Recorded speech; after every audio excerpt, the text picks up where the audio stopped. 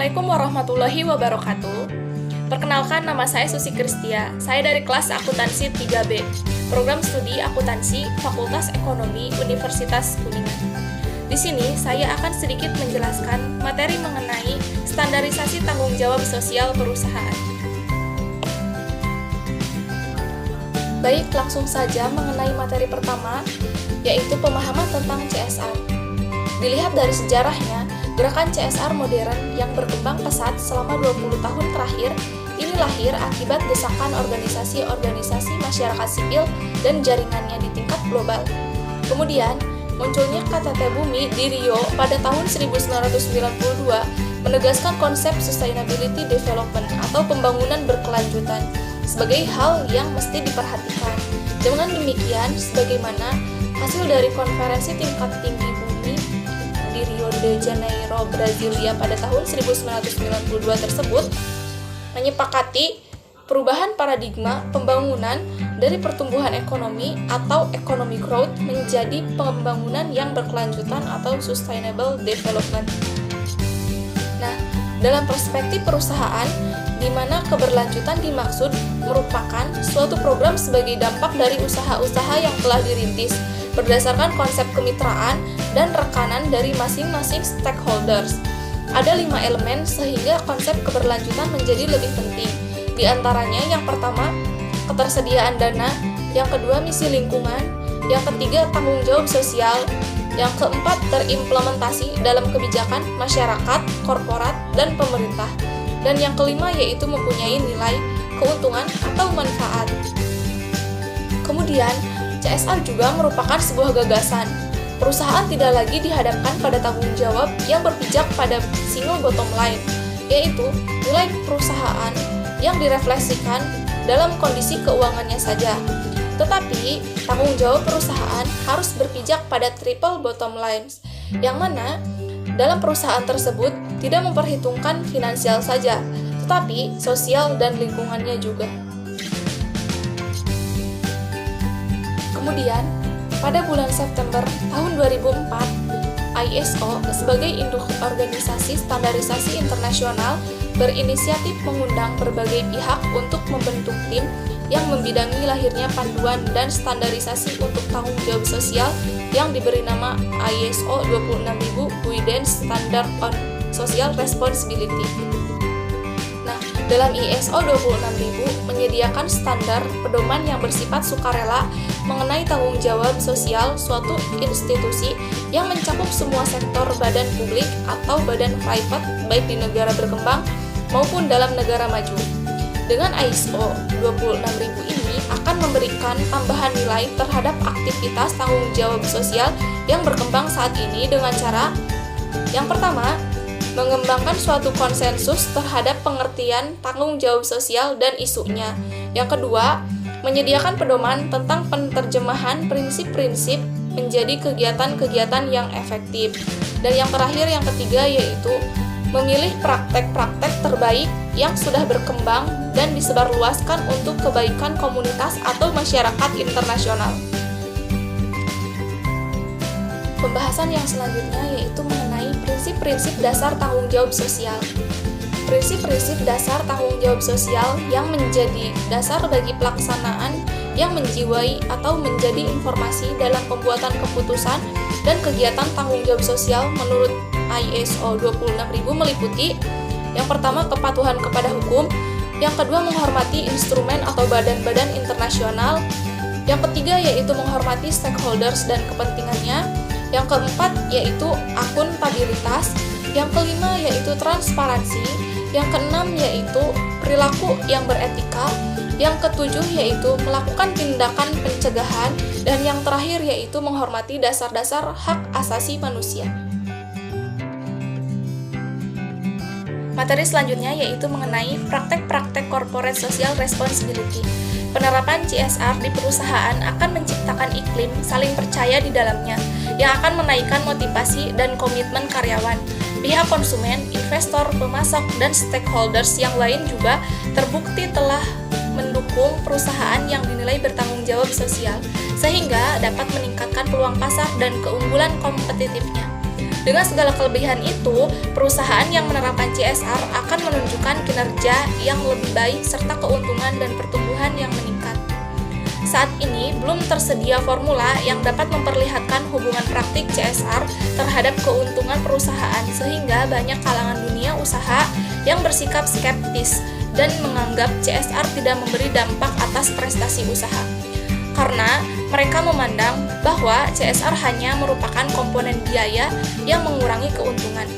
Padahal praktek CSR akan berdampak positif jika dipandang sebagai investasi jangka panjang. Karena dengan melakukan penerapan CSR yang berkelanjutan, perusahaan akan mendapat tempat di hati dan izin operasional dari masyarakat, bahkan mampu memberikan kontribusi bagi pembangunan berkelanjutan. Selanjutnya, dalam praktek-praktek CSR yang pertama yaitu ada praktek CSR di mancanegara. Di tingkat internasional ada banyak prinsip yang mendukung praktik CSR di banyak sektor. Misalnya, Equator Principles yang diadopsi oleh banyak lembaga keuangan internasional untuk menunjukkan bahwa bisnis mereka bertanggung jawab. Di level internasional, perusahaan sebenarnya bisa menerapkan berbagai standar CSR seperti yang pertama, Accountabilities AA1000 standar yang berdasar pada prinsip triple bottom line atau yang biasa disebut dengan Profit, People, Planet yang digagas oleh John Elkington. Yang kedua, yaitu ada Global Reporting Initiatives atau GRI. GRI merupakan panduan pelaporan perusahaan untuk mendukung pembangunan berkesinambungan yang digagas oleh PBB lewat Coalition for Environmentally Responsible Economics atau CERES dan UNEP pada tahun 1997. Yang ketiga, yaitu ada Social Accountability International's SA8000 standar. Yang keempat, yaitu ada ISO 14000 Environmental Management Standard, dan yang terakhir yaitu ISO 26000.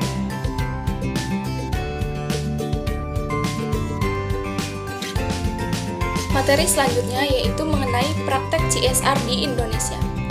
Salah satu bentuk dari tanggung jawab sosial perusahaan yang sering diterapkan di Indonesia adalah community development. Perusahaan yang mengedepankan konsep ini akan lebih menekankan pembangunan sosial dan pembangunan kapasitas masyarakat sehingga akan menggali potensi masyarakat lokal yang menjadi modal sosial perusahaan untuk maju dan berkembang. Selain dapat menciptakan peluang-peluang sosial ekonomi masyarakat, menyerap tenaga kerja dengan kualifikasi yang diinginkan, cara ini juga dapat membangun citra sebagai perusahaan yang ramah dan peduli lingkungan. Program yang dilakukan oleh suatu perusahaan dalam kaitannya yang tanggung jawab sosial di Indonesia dapat digolongkan dalam 3 bentuk, yaitu yang pertama, public relation. Dalam public relation, usaha ini menanamkan persepsi positif kepada komunitas tentang kegiatan yang dilakukan oleh sebuah perusahaan. Yang kedua, ada strategi defensif. Strategi defensif ini menekankan usaha yang dilakukan perusahaan guna menangkis anggapan negatif komunitas yang sudah tertanam terhadap kegiatan perusahaan, dan biasanya untuk melawan serangan negatif dari anggapan komunitas. Usaha CSR yang dilakukan adalah untuk merubah anggapan yang berkembang sebelumnya dengan menggantinya dengan yang baru, yang bersifat positif. Yang ketiga yaitu kegiatan yang berasal dari visi perusahaan. Dalam hal tersebut, melakukan program untuk kebutuhan komunitas sekitar perusahaan atau kegiatan perusahaan yang berbeda dari hasil dari perusahaan itu sendiri. Kemudian, dalam program pengembangan masyarakat di Indonesia juga dapat dibagi dalam 3 kategori, yaitu yang pertama, ada community relation. Dalam community relation, kegiatannya itu menyangkut pengembangan kesepahaman melalui komunikasi dan informasi kepada para pihak yang terkait.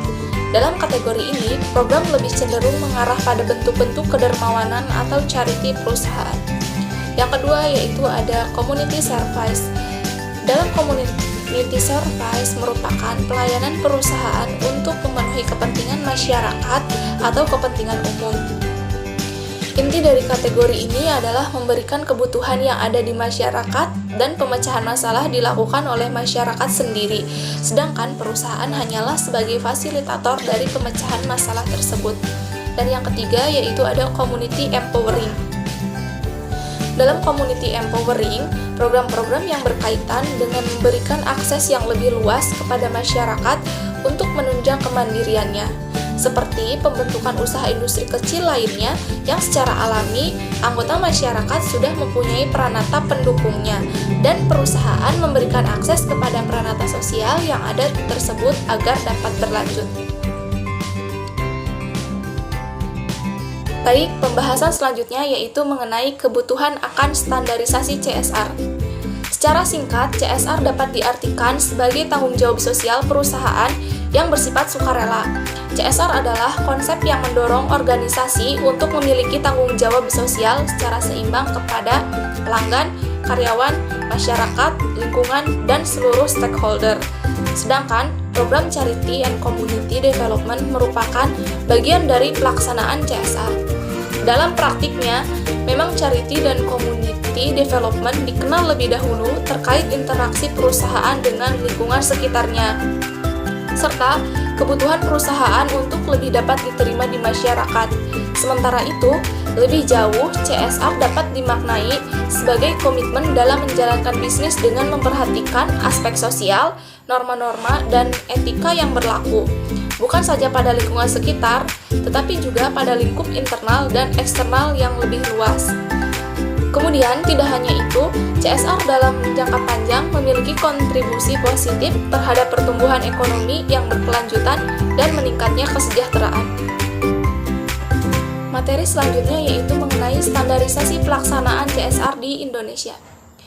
CSR secara umum merupakan kontribusi menyeluruh dari dunia usaha terhadap pembangunan berkelanjutan dengan mempertimbangkan dampak ekonomi, sosial, dan lingkungan dari kegiatannya. Sebagai salah satu pendekatan sukarela yang berada pada tingkat beyond compliance, penerapan CSR saat ini berkembang pesat termasuk di Indonesia. Sebagai respon dunia usaha yang melihat aspek lingkungan dan sosial sebagai peluang untuk meningkatkan daya saing, serta sebagai bagian dari pengelolaan risiko menuju sustainability atau keberlanjutan dari kegiatan usahanya. Nah, penerapan kegiatan CSR di Indonesia sendiri baru dimulai pada awal tahun 2000. Kemudian, pada dasarnya, beberapa hal yang mendasari pemerintah mengambil kebijakan peraturan tanggung jawab sosial dan lingkungan, seperti keprihatinan pemerintah atas praktek korporasi yang mengabaikan aspek sosial lingkungan, yang mengakibatkan kerugian dalam pihak masyarakat. Selanjutnya, terdapat dua hal yang dapat mendorong perusahaan dalam menerapkan CSR. Yang pertama ada external drives atau luar perusahaan. Dalam hal itu, adanya regulasi, hukum, dan diwajibkannya analisis mengenai dampak lingkungan atau AMDAL. Nah, yang kedua yaitu ada internal drives atau dalam perusahaan.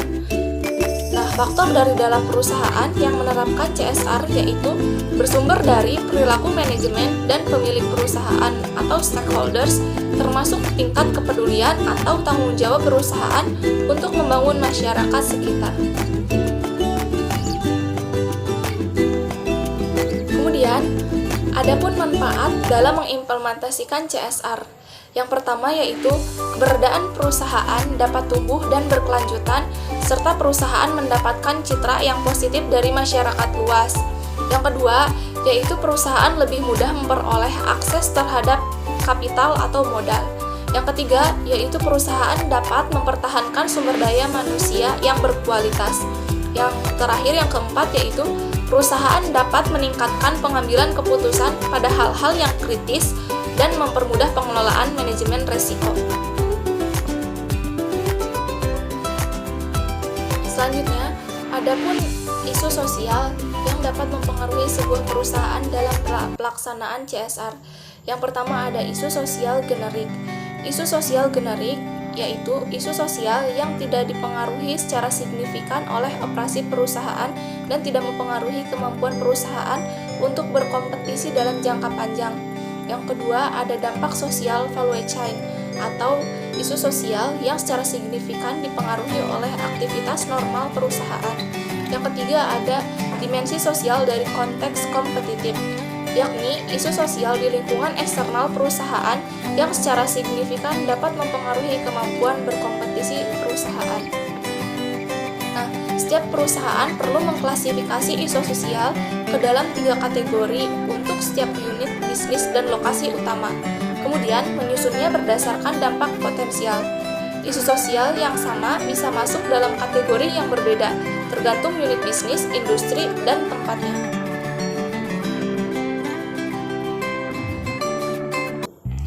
Selain penerapan CSR di Indonesia, adapun penerapan CSR di mancanegara. Belajar dari pengalaman negara-negara lain, tidak ada satupun negara yang dengan presisi mencantumkan persentase atau jumlah yang harus dikeluarkan untuk investasi sosial perusahaan. Akan sangat mustahil untuk menemukan negara yang berbuat demikian, karena yang banyak dikembangkan oleh negara-negara maju adalah sistem insentif yang mendorong perusahaan untuk melakukan investasi sosial sebagai bagian dari strategi welfare mix atau kesejahteraan sebagai tanggung jawab bersama. Pendekatan masing-masing pemerintah di Eropa berbeda-beda, namun tidak ada satupun di antara mereka yang meregulasi dana CSR. Nah, dalam pemerintah Perancis sendiri, mereka mengharuskan perusahaan untuk melaporkan secara mendetail dampak dalam aspek sosial dan lingkungan. Selain pemerintah Perancis, pemerintah Belgia juga menyediakan label khusus bagi perusahaan yang dalam praktiknya sepanjang rantai produksi telah benar-benar sesuai dengan 8 konvensi ILO. Selain 2 negara tadi, adapun pemerintah Denmark mengembangkan Danish Social Index dan melakukan pengukuran langsung atas kinerja perusahaan dalam kebijakan mengenai pekerja dan fakta kondisi. Sementara itu, CSR-SC yang dibentuk oleh pemerintah Italia juga mengembangkan petunjuk yang dapat dipergunakan oleh perusahaan untuk melakukan penilaian diri, pengukuran, laporan, serta penjaminan kebenaran isi laporan.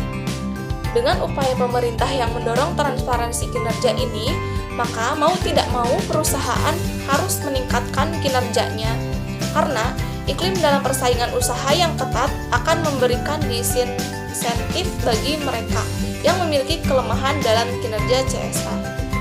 Regulasi yang dibuat juga memberikan kewenangan penuh bagi pemerintah untuk mengecek kebenaran dalam laporan, dan tentu saja mengatur apa konsekuensi kebohongan terhadap publik yang dilakukan perusahaan dalam laporannya tersebut.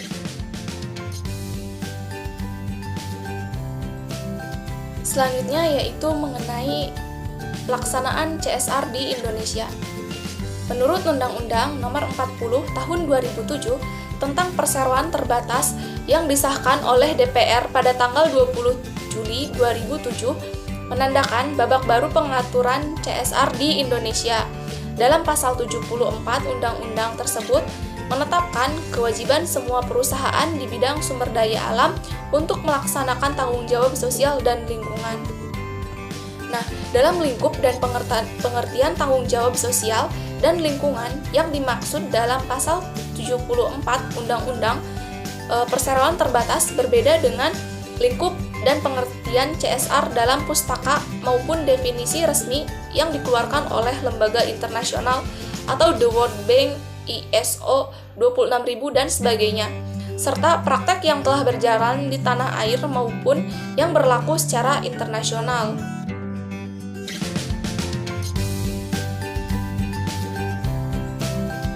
Pembahasan yang terakhir yaitu dengan diaturnya dalam suatu undang-undang, CSR kini menjadi tanggung jawab legal dan bersifat wajib. Namun, dengan asumsi bahwa akhirnya kalangan bisnis bisa menyepakati makna sosial yang terkandung di dalamnya. Gagasan CSR mengalami distorsi serius seperti yang pertama, sebagai sebuah tanggung jawab sosial, undang-undang ini telah mengabaikan sejumlah prasyarat yang memungkinkan terwujudnya makna dasar CSR tersebut, yakni sebagai pilihan sadar, adanya kebebasan dan kemauan bertindak. Yang kedua, dengan kewajiban itu, dalam konsekuensinya CSR bermakna sebagai parsial sebatas upaya dalam pencegahan dan penanggulangan dampak sosial dan lingkungan dari kehadiran sebuah perusahaan. Yang ketiga yaitu tanggung jawab lingkungan sesungguhnya adalah tanggung jawab setiap subjek hukum termasuk perusahaan. Jika terjadi kerusakan lingkungan akibat aktivitas usahanya, hal itu jelas masuk ke wilayah urusan hukum. Dan yang terakhir yaitu dari sisi keterkaitan peran, kewajiban yang digariskan Undang-Undang Perseroan Terbatas menempatkan perusahaan sebagai pelaku dan penanggung jawab tunggal program CSR. Nah, dengan tanggung jawab perusahaan yang tinggi akan sangat diperlukan karena dalam mewajibkan perusahaan untuk menyisihkan sebagai keuntungannya yang digunakan untuk usaha sosial kemasyarakatan yang diharapkan dapat ikut memberdayakan masyarakat secara sosial dan ekonomi. Namun, kewajiban dalam suatu undang-undang dapat memunculkan multi tafsir yang menyebabkan tujuan menjadi tidak tercapai. Di antara permasalahan yang harus ditegaskan adalah perusahaan apa saja yang wajib melaksanakan tanggung jawab sosial dan sanksi apa saja yang mungkin dapat dikenakan apabila tidak melaksanakan kewajiban tersebut. Kemudian, dalam sistem pelaporan juga dan standar kegiatan yang termasuk ke dalam kategori kegiatan tanggung jawab sosial dan lingkungan.